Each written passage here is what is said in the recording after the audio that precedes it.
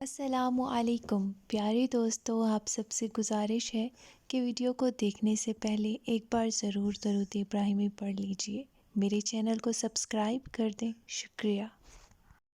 چیخ و پکار انسان کے وقار میں کمی کا باعث بنتی ہے۔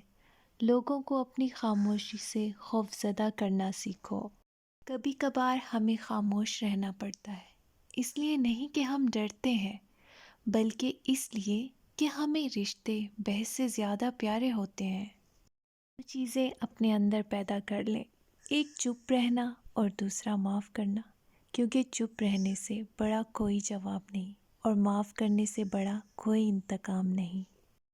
کوئی سمجھ نہ رہا ہو تو چپ رہنا بہتر ہے، بحث باتوں کو بگاڑ دیتی ہے۔